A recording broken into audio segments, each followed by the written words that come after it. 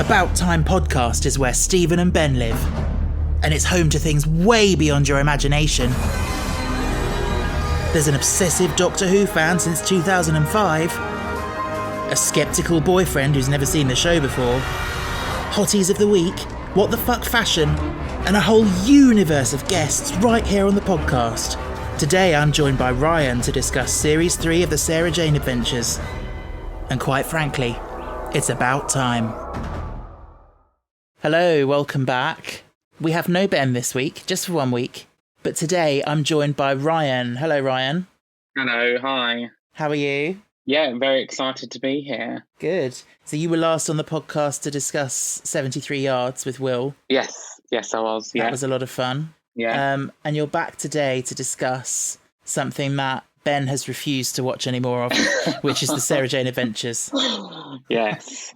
I don't blame him, to be honest. I think for those of us who grew up with it, I mean, I don't even really count myself in that camp because I was a bit too old for it. Yeah. But it has that nostalgia factor. But watching it as a 32-year-old man must be, a bit painful. Yeah, I can imagine. Yeah. I think especially when you're brand new to it as well. Exactly. Like Doctor Who's one thing, isn't it? And then The funny thing is, so we're going to talk about Series 3 of the Sarah Jane Adventures today, but the funny thing is, when Ben and I watched Series 1, we found it actually really good. Particularly Ben, at the time, he was saying he thought it was better than Doctor Who. Yeah. And yet, Series 2, he absolutely couldn't stand. He couldn't get through it. Which surprises me, because I think Season 2 is one of the best. Yeah. I don't know how I feel. I think I found it quite hard to get through, but whether that's just because I was sitting next to Ben and sort of worrying about what he was thinking. Yeah. I guess it's a mood thing as well, isn't it? Whatever your mood is at the time, but what you're interested in watching. Yeah.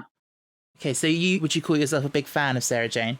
Yeah. I mean, absolutely. Yeah. I mean, there were times where I sort of struggled with Doctor Who at the beginning of Matt Smith's era, like Season 5, which I know is quite highly regarded, but I really struggled with that. I mean, I was a massive David Tennant fan, so there was a lot of the time, sort of around Season 4 of Sarah Jane, that I preferred that to Doctor Who. And, Season 3, obviously, there was very little Doctor Who that year. So that was all you sort of really had. So yeah, I mean, I loved it. I used to love coming home. I think it was like a Monday and a Tuesday, and watching it. I thought it was great. Yeah. I'm kind of sad in a way that I was that little bit older. Like, I think if it had been around when I was in primary school or early secondary school, that would have been really fun. But I think I was doing my GCSEs and then going into sixth form when it was airing. So I still rushed home from school and watched it, but I would never admit that to anyone. Yeah. I think this season we're going to talk about today, I think I would have been 12, I think, when it was on. So sort of just probably on the upper end of the target audience, I'd say. Sort of still within it. Yeah. But yeah, I mean, I loved it. So the first episode then, Prisoner of the Jadoon. Yes. What did you think of this one? I thought it was fine. And I do have to be careful that, because I'm trying to remember what I thought about it as a 12-year-old, and not as a 27-year-old. I don't think it's bad at all. I found it really, really easy to watch, really easy to follow. I thought Andrew Vax as a villain was great. I always liked the Jadoon, really, whenever they pop up. Yeah, I don't think there was anything that stuck out as being particularly bad. I mean, I thought the American accent from that businessman, I can't remember his name, the one at the beginning. Oh, yeah. The American accent was awful. Yes. But, I mean, I don't think it was particularly bad at all. No, I mean, it's a light-hearted kind of comedic kind of opener, isn't it? Yeah. And I think, actually, the Jadoon works really well being played for comedy. I love all the stuff where the Jadoon is so obsessed with following the local laws, to the letter. Yeah. And the car park, the pay and display car park, and he's like, "You pay and display." Yeah. I still find the scene in that police car hilarious every time I watch it. The guy in the car. Yeah, with the loud music. Yeah, it's just hilarious, people's reactions, because people's reactions to the Jadoon are so unrealistic as well. Yeah. In my opinion. The guy who's just freaked out and turns his music down, and then he's just like, "Have a nice day," and they drive off. It's just hilarious. Yeah, I do still find that really funny. I remember seeing it. I'm sure it was in a trailer when the season was coming on air, and I have this vivid memory of that, and just find it funny every time I watch it. What did you think of Elizabeth Sladen as a villain? Well, she's clearly having a lot of fun. It's weirdly sort of inconsistent. Like, I feel like obviously they film different scenes on different days, and I feel like some scenes she's really doing a raspy voice, and then other scenes she's not. And I preferred it when she wasn't. I thought she, the sort of silky evil voice was much better. I have that written down. Yeah, I agree. Because when she's in the attic, it's not as you say, it's not as raspy. She's not being quite as camp. But as soon as she gets into like the lab, it's a lot more sort of theatrical. Yeah. I do love the way she evilly sort of when she's in the attic and she's like, Mr. Smith, I need you. It's she's very good. She was very good. Yeah, she is. And also quite impressive towards the end of the second part. There's the bit where she's switching between herself and Androvax in having dialogue with each other. And she does that so well. Yeah, really good. I think it's a problem for me that I'll probably talk about a lot today is the resolutions of the stories. It's all very sort of like in this one, it's very sort of button pushy. And I find the resolutions in all these stories, most of them, slightly on the weaker end. Yeah, they are. I know, like, it's not going to be, obviously it is a children's show. Like, it can't be too complicated, obviously. But then I think where the Sarah Jane Adventures excels normally is that it doesn't talk down to its audience. Yeah, I would agree in that. And I just found the resolutions in this series quite weak in that respect. Yeah, I would agree with that. On the upside, though, there's plenty of comedy from Geeta in this episode, Geeta and Haresh.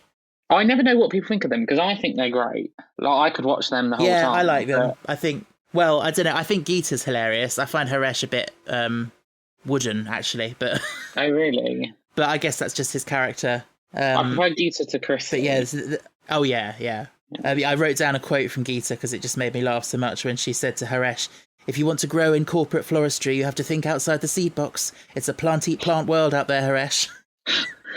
Yeah, she is good. Did Ben watch any of these with you, or did he stay away? No, he walked down the stairs during the wedding one. Right. But there were no comments really.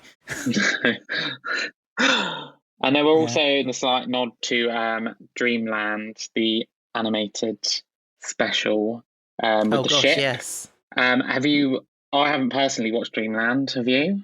No, I haven't watched it, but I was aware that must be what it was referring to. This series obviously started the highly annoying, when you're binging episodes, intro with Clyde. Oh, yes. Yeah, I guess it's like the equivalent of the Torchwood outside the government, beyond the police thing. Yeah. The thing that's funniest to me is the way he talks about a genetically engineered boy genius in the attic. It sounds like Sarah Jane keeps him locked up there, like some sort of experiment. Yeah. I think they changed that for later seasons, but yeah. Yeah, it's not... I obviously didn't mind it at the time because you couldn't binge watch them at the time.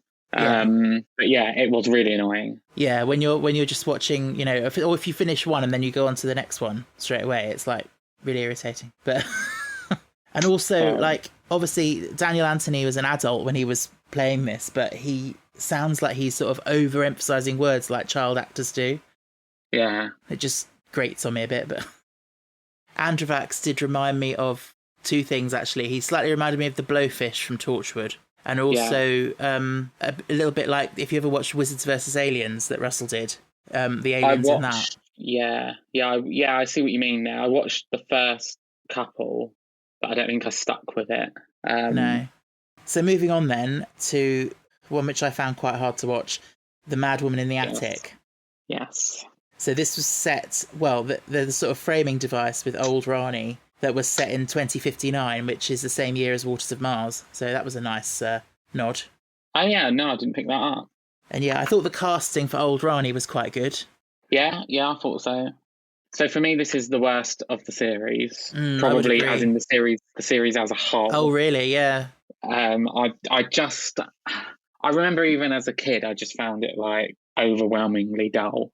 It is weird, isn't it? And it's the one like I mean I don't rewatch Sarah Jane Adventures that often, but when I do, I either skip this completely or I dread watching it because I just don't get the. I don't know. It just feels like a bit of a pointless episode. Like I get it's supposed to be focused on Rani and like her sort of acclimatization to this gang. Yeah, and feeling left out and everything. But she's been there a whole series. Like, yeah, it is weird. It's very weird. I don't know. I can't really put my finger on what I didn't like about it, but I just find it dull, and that's it. Yeah. No, I completely know what you mean. I wrote down a note while watching this one that it's really hard to believe that Sarah Jane and Torchwood both happen in the same universe. Like, they seem like, obviously they are such worlds apart, different audiences, but like, you know, they do canonically take place in the same universe. And just imagine like the Sarah Jane kids were investigating something and then Torchwood burst in investigating the same thing and they're like swearing and shagging each other, and it would just be so weird. I would love to see that. Yes, that would be funny. Yeah, I know what you mean. Especially, I guess, with an episode like this that's so sort of like child friendly. Like, I guess you couldn't imagine Torchwood sort of roving up because they'd blow Eve's head off. Exactly, yeah. Or get blown off by Eve. Yeah. I think the design of Eve, I think, is really good. Yeah, she looks good. Yeah, but she is. I find her annoying. Actually, I find the actress quite annoying. Yeah. It's Ellen. I guess she's supposed to be really childlike and everything, that? which is I have no idea. Is that right? Yeah, she was in like that Poldark series from a few years ago. I'm sure it's her. I could be completely wrong there, but no, I think she's designed really well. I think the ship looks really cheap, and I know it's a CBBC, but it does look awfully cheap. They like a little control room in Sarah Jane Adventures, a bit like the size of someone's living room. Yes, and we'll get another one later in the series as well. It's nice to get out of Bannerman Road for a while. That is one positive, I guess. Yes, that is true. And I guess nice to have a bit of a backstory for Rani and where she's been before. And friends from the past and stuff. The boy, Adam, who's talking to old Rani, I saw his name in the credits, and it's Greg Sulkin, who is now quite well known and has grown into quite a hunk. Yes. So that was funny. As soon as I saw it was him, I thought this conversation would come up. Yep. You know me too well. Yeah. I don't know what it is. What do you think about Anjali Mahindra and her performance as Rani? I don't know, because now I think the actress is great in like stuff she does now. Yeah, exactly. Yeah, she is. And I think, I don't know if I know I'm skipping way ahead here, but series 4, I think she's really good as well. I think she just sort of takes a while to sort of settle into it. I think here as well, like I'm still, and I know I'm going to get shit for this probably, but I still miss Maria more a little bit. Oh. And I'm not like, don't get me wrong, I'm not a massive Maria fan either. But out of the two at this point in the show, I'd rather have Maria back. I know what you mean. I think for me, it's actually something Ben mentioned in our last Sarah Jane episode, was that it feels like she's playing it a bit too young for the age she's meant to be. And whether that's because she's actually older and so she's trying to compensate by playing younger, she's just going a bit too far with it. But I just feel like sometimes she sounds like a little girl when she's like, when she's talking to Harry, the like caretaker. Yeah, no, I do know what you mean. I just feel like this, like if you're going to explore sort of Rani's backstory, why not have done it in the previous season rather than, waiting so long to do it? And I don't know, it's a hard one, I think, because I know that there are some people that really like this episode. Okay. I know I don't get it either. But I know the writer, Joseph Lidster, he writes The Nightmare Man in the next series, which is really good. So it's not the writer necessarily. I guess he's just sort of been handed this sort of low budget. Is it a low? Would you class it as a low budget episode? Yeah, probably. I liked how at the end, when time got changed and you saw that sort of glimpse of a happy future for Rani with a family and everything, and they very conveniently didn't show, her husband or whatever, to leave it open that it could be Clyde, you never know. Yeah. And also K9 comes back as of this episode, which is cool. Yeah, I mean, how do you feel about K9 as a whole? I mean, he's treated as a bit of a joke, which I think he should be, really, because he is a bit of a... He's great. I love him, but he is a relic of the 70s, Yeah. and he still looks like he's from the 70s. And he's so clunky and sort of, I love how they insert all these little lines to explain how he can get around places. He just goes, initiate hover mode, and then they cut away. Stuff like that. Or initiate stair access mode or whatever. I enjoy K9, sort of in small doses. Yes, exactly. Otherwise, like you say, he can be sort of very, very convenient and a bit of like a magic wand in a way, I guess. Yeah, it sort of seems like he can do anything depending on what's needed for the story. Yeah, definitely. But I do enjoy the rivalry between him and Mr. Smith. Yes, I remember loving that as a kid as well. Yeah, I do really enjoy that. It's very funny. Because Mr. Smith is technically not just a computer, he's almost, sentient. He can have that, when he brings in the tone of like, oh, good, and stuff, it's funny. Yeah. But yeah, I think we'll leave that interesting episode there and we'll move on to the wedding of Sarah Jane Smith, which is probably one of the highlights, I would say. Yeah, I agree. I think it should have been the finale. I think it has that sort of vibe, and not just because the Doctor's in it, but it just sort of has those. Yeah, and the trickster and lots of big stuff. Yeah. Part of me feels like, and I know again, I keep having to say, is a children's program. I get that, but part of me feels like Peter, if he'd have maybe been introduced a couple of episodes earlier, just not anything major. But just to sort of lay the groundwork so it doesn't feel so sort of rushed and quick and convenient, and he's going to be a villain. That's a very good point. Yeah, that would have been good. I mean, no, I don't think he's a villain. I think he's a misguided man who's been hoodwinked by the trickster. But yeah, no, they could have seeded him a bit earlier in the series, just as a little... So if you are watching, it's like rewarding. Yeah. But yeah, quite a coup to get Nigel Havers in a CBBC series. Yeah, I mean, at the time, I think he was like in and out of Coronation Street, but right. Yeah, I think because I think even at the time I knew who Nigel Havers was, but then I was a bit of an old man. Yeah, I think my mum got excited when Nigel Havers was in it because she saw me watching it. I remember how exciting it was at the time to have the Doctor. I think I'm pretty sure everyone knew in advance that he was going to be in it, but it was really, really exciting to have that. But I also think it is testament to the show itself and Elizabeth Sladen that it would have worked without him. Like he wasn't necessarily integral to the plot. It was great to have him there. I'm not saying it was pointless to have him there, but it was. I think it just showed how sort of, it sounds really bad, but how above having the Doctor in their show they were at that time.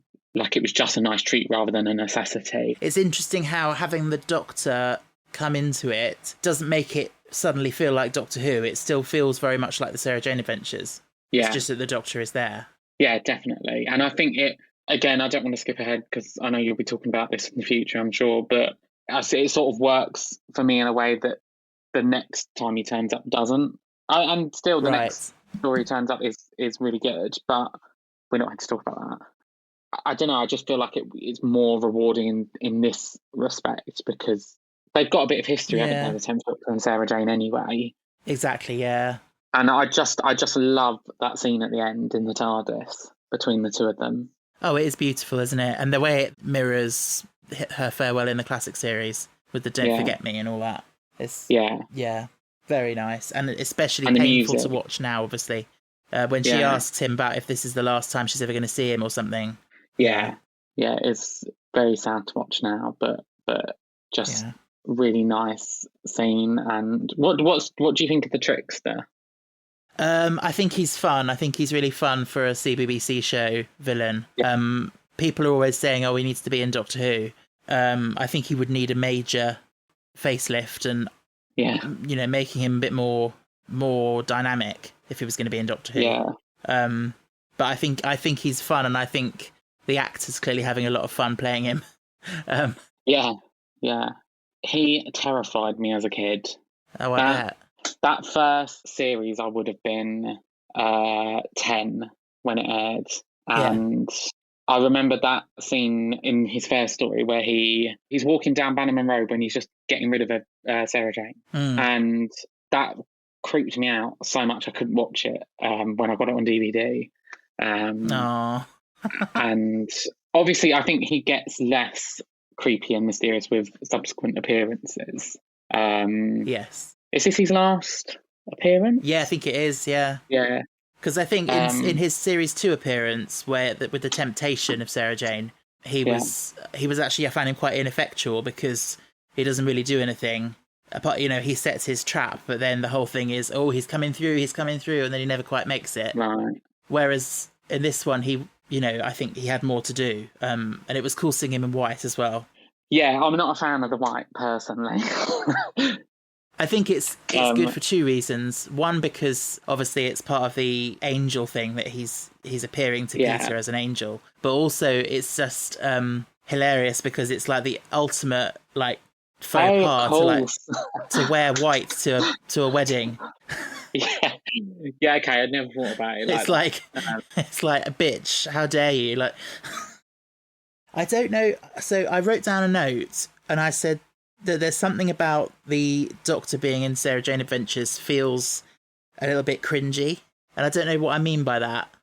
I think it was the scene in the second part where the early scenes where he's first meeting the gang, and it just felt a little bit like, I don't know. Do you think it's because he sort of has to like turn up the goofiness slightly because he's suddenly in a children's show? Yeah, I think it might be that. It's almost like he feels slightly incongruous with the Doctor from the main show. Yeah. But contrastingly, I love that joke at the end where Rani says, "Can we have a look?" And he's like, "Oh yeah, what, in the TARDIS? My TARDIS?" Of course you can, yeah. It's so funny. Yeah. It's like sort of like the joke your like uncle would make or something. Yeah. No, I enjoyed that, and it is quite trippy in a way seeing the TARDIS in the attic. Yes, I found like it's quite an odd sight because it obviously up until that point they are, that they're set in the same universe because of monsters and stuff like that, but because Sarah Jane holds its own so much, you sort of forget that and they become 2 sort of separate shows. So when they're sort of squished together like that, I found it quite an odd sight. It is. I do wonder sometimes whether both this episode and whatever happened to Sarah Jane from series 1, I wonder if they sort of play up a little bit Sarah Jane's significance.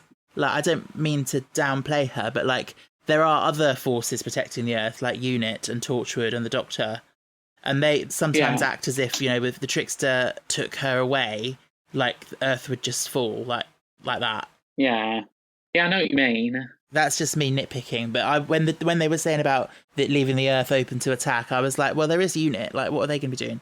Mm-hmm. It was nice to hear a name drop for the Pantheon of Discord. Yeah, I picked up on that as I was watching it, and hadn't, obviously, prior to series 14, hadn't really thought about it. But yeah, no, I that sort of pricked my ears as soon as I heard that. It does make me think whether we are going to get the Trickster in the main show. But he's just a bit toothy. Yeah. We shall see. Anywho, next comes the Eternity Trap, which was an interesting one. Obviously, I've just spoken about the Trickster scaring me, so you're all going to think I was some sort of terrified child, but I found this one also really creepy when I was younger. Well, yeah, I was watching it and I was thinking, actually, this is quite scary for kids. Like, it's in a way, it's kind of like kids' introduction to ghost stories and like gothic horror stuff and paranormal stuff. Yeah, but yeah, there were some scenes like with Clyde and Rani sort of sneaking around and things possibly chasing after them and stuff. I thought it was really scary for kids. Yeah, and I think for me it was the main villain himself, who is called Erasmus Darkling. When he like appears on like the screen and stuff like that, I remember as a child I just found that really scary. Obviously, as an adult now, not so scary, but you sort of you have to appreciate how it's designed for its target audience, don't you? And I was surprised by how much I enjoyed this one personally, because I don't really remember anything about it beyond being scared by it. Yeah, another good caliber of guest star with Donald Sumpter, who obviously Yeah. then went on to be Rassilon, wasn't it? Yes. So that was interesting. Yeah, I did have to Google. I knew when I saw the name, I knew I recognised it, but then I saw Rassilon. Yeah, Professor Rivers. Yes. I don't know. I really like when she turns up. Like I think she's really like sort of quirky, and it's always enjoyable when she turns up, and it's always a bit of fun. But sometimes, Yeah. and I know she's a national treasure. Yeah. But sometimes I feel like the performance is a bit of like a CBeebies presenter. Yeah, I know what you mean. Yeah, she does. She does really feel like she's leaning into, this is a children's show, and I mean, obviously that's her thing. That's what she's known for. But like, yeah, it does feel like really? compared to other people like Elizabeth Sladen. Yeah, she's a. Yeah, I'm sure wasn't she like a presenter or something, or have I made that up? Possibly. Oh, maybe. But yeah, Elizabeth Sladen, obviously, she takes it so seriously. She plays everything so straight, and then you've got her next to her, sort of being like, "Ooh," like acting. Yeah. What did you think of her assistant? Toby. Yeah, I thought he was fun, and really interesting. Obviously, it's not specified, but I do feel like you can read him as quite autistic representation. Yeah. Which is nice. I thought some of his scenes, like scenes with Sarah Jane, were really good. Like when they were arguing, because he was so like adamant that it was something paranormal. I liked that.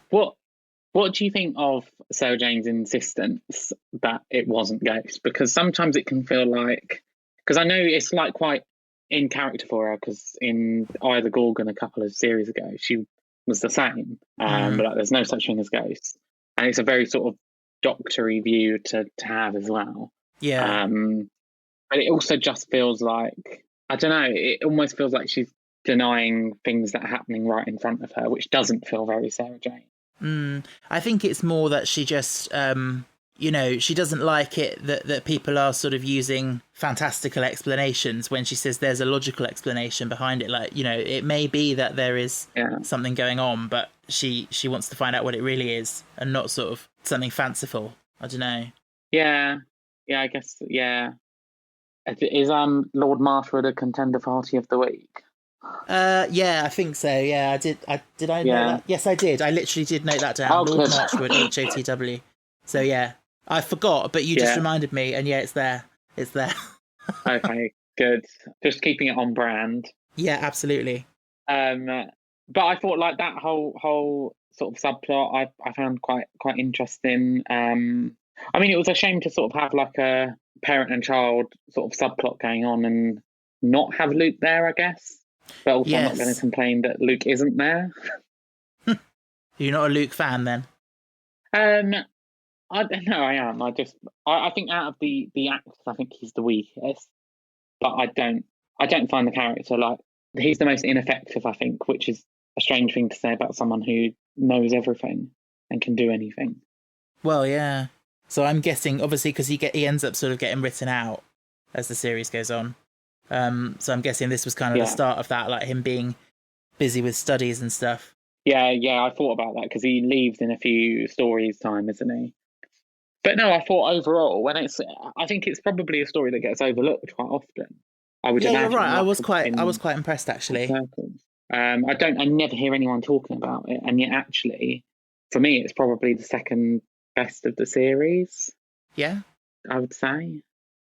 I also felt like with Clyde and Rani, there was some of the flirting sort of beginning when they were sort of teasing each other about being scared and stuff, which was quite fun. Yeah, I really like them as a pair anyway. I think Daniel Anthony's really good as a performer anyway. But I think the two of them work really well together. Yeah, they do. And I liked the ending as well with the family looking out the window. I thought that was obviously a nice ending, but also quite an unsettling ending as well, because obviously they are presumably ghosts. Yeah, maybe Sarah Jane doesn't know everything. No. So, on to Mona Lisa's Revenge, which I find quite fun. It's a very silly episode. I find it really fun. It is a lot of fun. Yeah. It's very, very, very, very camp. Oh, yeah. I mean, Saran Jones as Mona Lisa is just brilliant. I thought I was going to hate it. Really? Yeah, just like from what I remember about it, from what I see people saying about it, I thought when I got to this one, I thought I was really gonna dislike it, but I had a really great time watching it. I think everything about it really. Like I love that initial beginning, seeing a different side to Luke and Sarah Jane's relationship, where it isn't just sort of one of them worrying about the other. They have like a normal mother and son relationship for a change, which was quite nice to see. Yeah. And there's an interesting point that Luke makes about she wants him to be like a normal teenager, and then when he is like a normal teenager, she complains, but then that's what mothers do anyway, so yeah. Yes, they do. But I guess it's nice for Sarah Jane to not be centre stage for a story. But no, I think Saran Jones is really good. Having a northern Mona Lisa is fun. I love. I mean, that's Mr. so Smith random, isn't it? Yeah, it's really really random. But it works. It works really well. Like you're not sat there thinking, oh, well, the Mona Lisa wasn't, from Manchester. You just go along with it. The funniest, my favourite bit is when when she clicks her fingers and she's like, I am the Mona Lisa, and then Rani like mimics it when she's talking back to her. It's so funny. Yeah, I really like that. I really like when Mr. Smith is reading out Mrs. Trupp's dating profile. Oh my and God, Sarah Jane sort of stops him from reading out anymore because she's open to who knows what she's open to. But that's so funny. It's funny when they make jokes that sort of go over the kids' heads. Yeah. I mean, Torchwood would have gone, obviously, funny. Miss Trupp's Love Honey profile or something. Oh my God. But no, I think it's just a really good like comedic episode. Yeah. And like the plot, like you just have to sort of let it go over your head a little bit. Yeah. Even just the concept of like, Mona Lisa comes to life and then she also grabs a Sontaran blaster out of a painting. And so you've got Mona Lisa with a ray gun. Just hilarious. Are you an artist or a creator, like a drawer in any way? I don't really draw. Ben does. But no, I'm not really a visual artist. Okay. What did you think of Clyde's drawing? Do you think it was National Gallery worthy? Well, no, but for a GCSE student, I thought it was all right.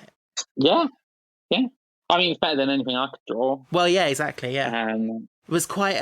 They were quite curvy. The women, weren't they? It was quite. They were very very curvy.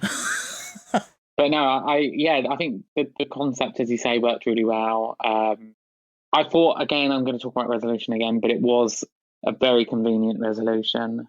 Yeah, definitely. I didn't really understand it. So she got the box out, but on the page behind was canine, and that also got canine out. Is that right? Yeah, it was really fudgy. It was like the idea was there, but the way it was executed was a bit like really convenient.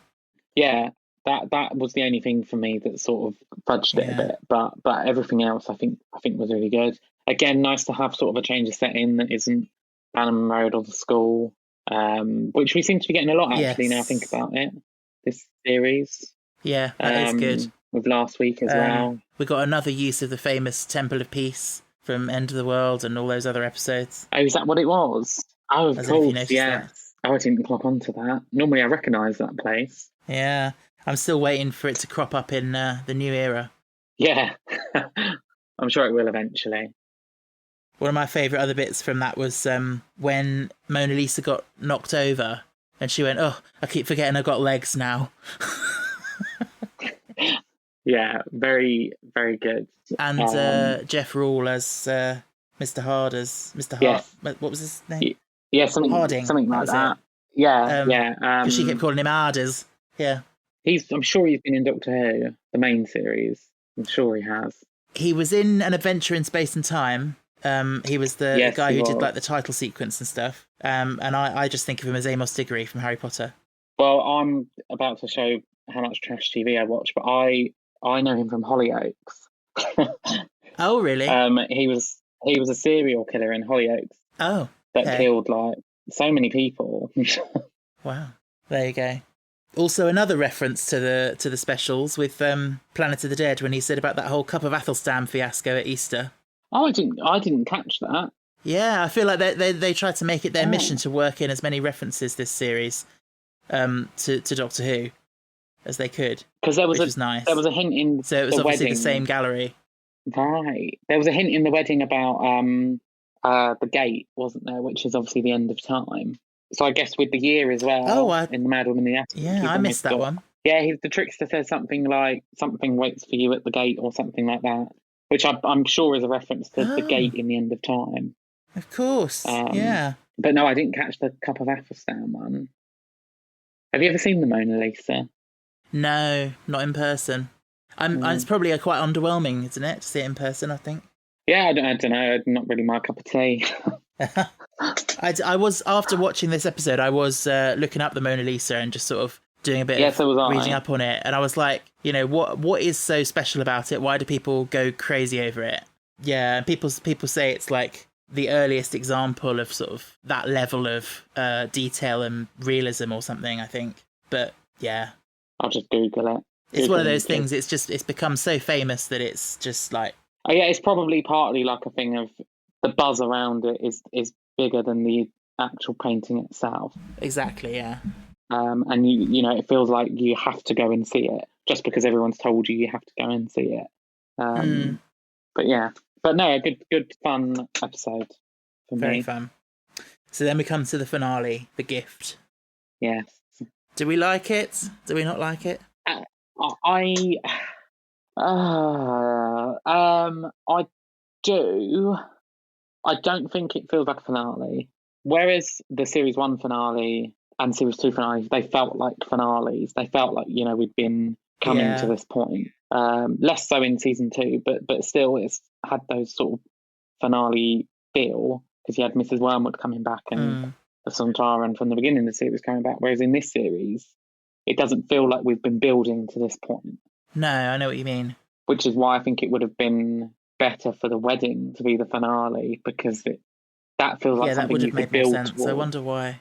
I guess maybe. I mean, is there any chance maybe the episodes got moved around because I was looking at the air dates as well, and like obviously the Doctor has to make his appearance prior to Waters of Mars before he goes off on his bender. Yeah. And so like because I think this series was still ongoing after Waters of Mars, so if they'd made that the finale, it wouldn't have fit chronologically.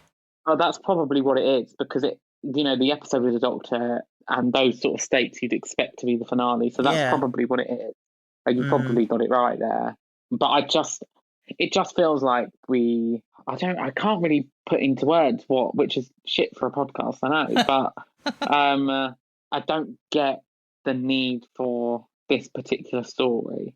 I didn't mind it in that I quite liked the way the Blatherina presented initially that, just because the Slitheen were evil, you've got another family from the same planet and, we shouldn't mistrust them on principle. I quite liked that. And then obviously the fact that they then switched that and, that was kind of inevitable, I guess. The pre-title sequence, I thought that the actor playing the Slitheen, the adult Slitheen was in human form was really bad. Yeah, I thought that too. Personally, and not in like a camp theatrical way. No, just wasn't doing it. Yeah, but I found the I feel the same way about this as I did about the Prisoner of the Jejune. Like I don't think it's particularly bad. I think it's sort of like the series 11 Doctor Who finale, where it doesn't have that finale feel that you expect. And you sort of wonder why it's even there because it's been labelled as a finale. You have those higher expectations.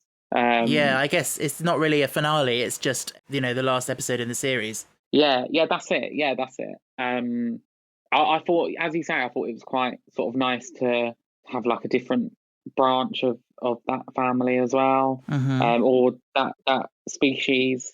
Obviously, the voices were Miriam Margolyes, weren't they? And I did read this. Simon Callow, which is quite a coup, I guess, for Sarah Jane Adventures. Yeah. And they were the perfect choice, really. Yes, they were. Especially Miriam. I mean, she's so funny. Like, I after watching the episode, I was going around the house going like, "Oh, this is ragweed, the most delicious plant in the universe," and like, I just couldn't stop. But I kept hearing the meep. I don't know about you. That's it. Yeah, the meep and Charles Dickens. Yeah. Coming soon to Big Finish. Oh my god, they would. Yeah, I did enjoy what I watched. I think I was just let down by the finale aspect, but overall, I think I did enjoy what I watched. I thought the storyline itself, I thought was perfectly fine. With the ragweeds sort of infecting Luke and then spreading across the world.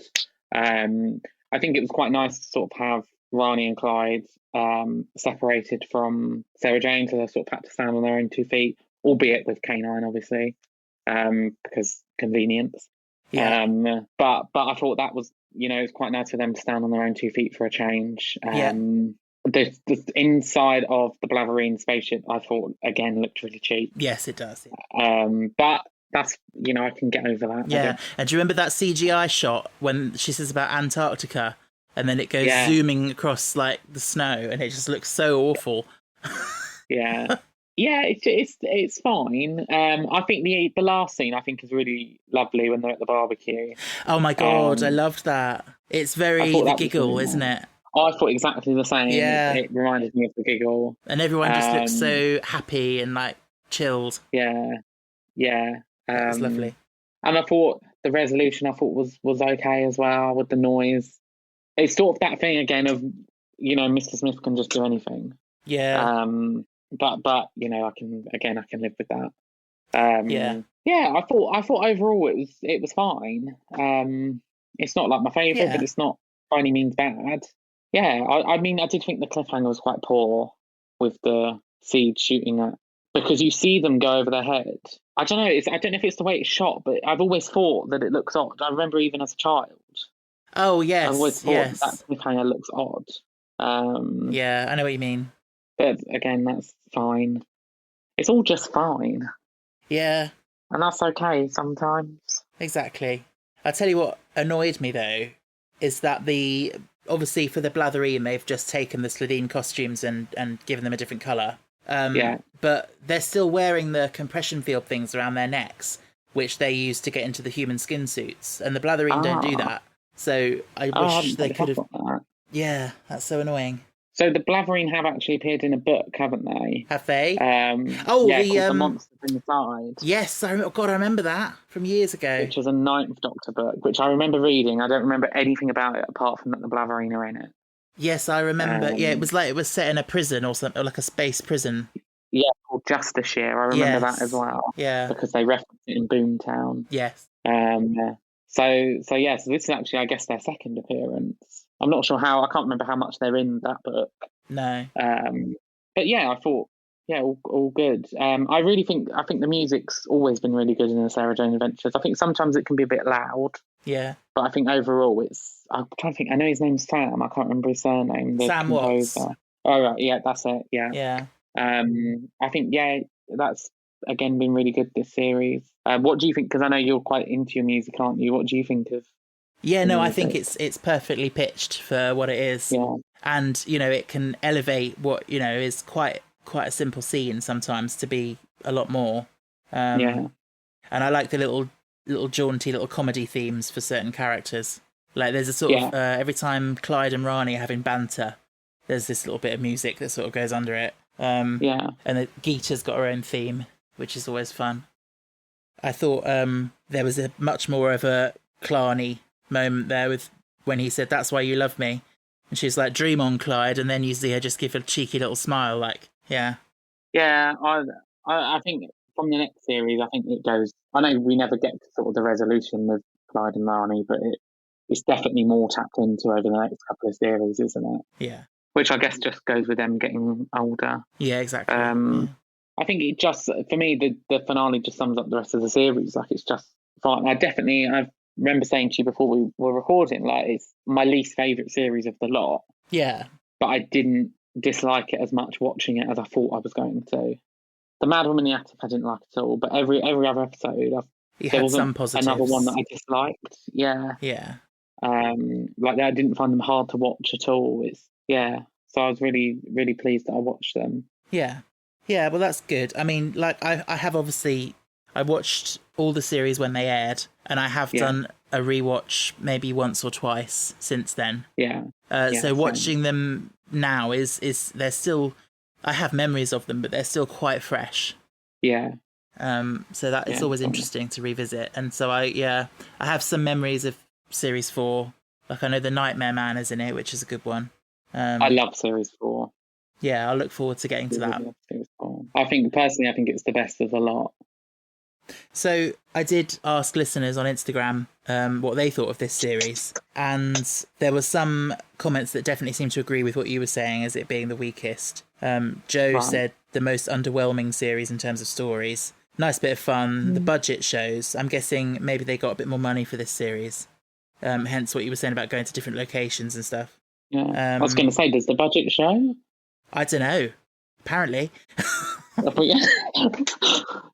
Maybe in terms of the guest stars they were getting. Maybe, yeah. I guess Simon Callow, Nigel Havers, Miriam Margolyes. Yeah, I guess. Yeah, okay.